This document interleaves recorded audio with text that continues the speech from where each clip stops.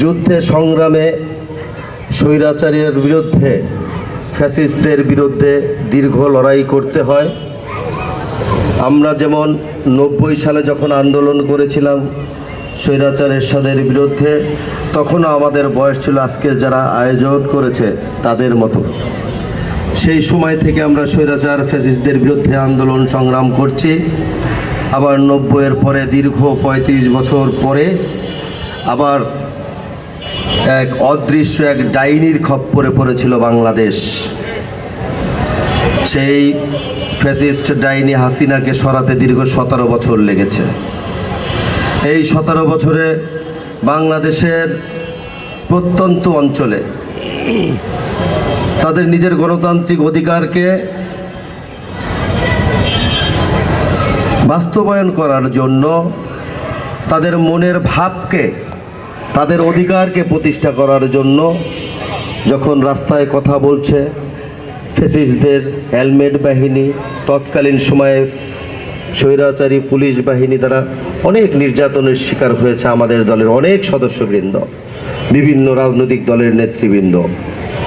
আমরা নিজেরাও আক্রান্ত ছিলাম।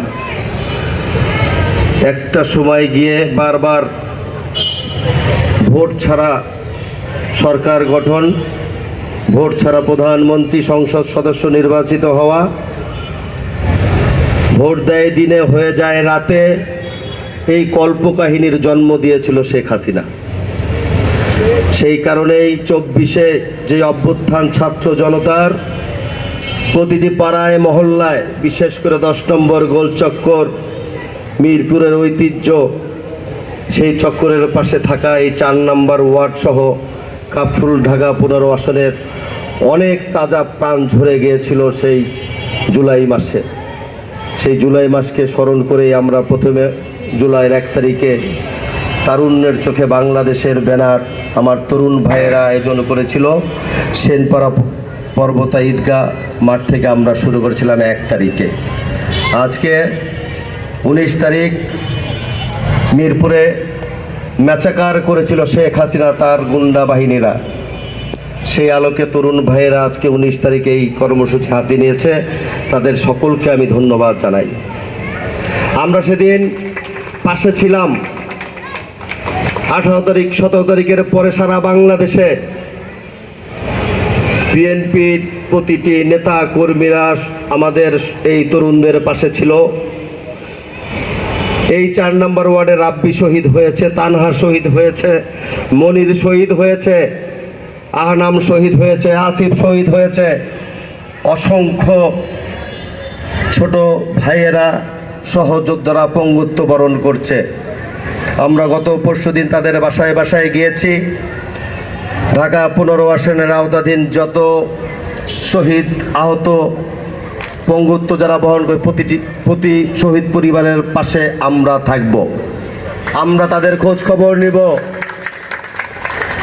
আল্লাহর রহমতে যদি বাংলাদেশে জনাব তারেক রহমান রাষ্ট্র পরিচালনার দায়িত্ব পায়, আমরা মনে করি তারেক রহমান শহীদদের পাশে থেকে এই যে তাদের সন্তান হারা মা বাবা, তাদের বেদনাটাকে কিছুটা হলো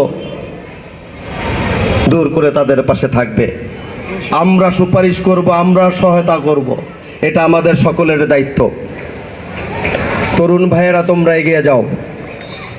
আমি বলছি না কোনো রাজনৈতিক দলের সাথে সম্পৃক্ত থাকো, সামাজিক উন্নয়নমূলক প্রতিটা কাজে থাকবা, আমরা তোমাদের পাশে থেকে সহযোগিতা করব। তরুণরাই আগামী দিনের ভবিষ্যৎ।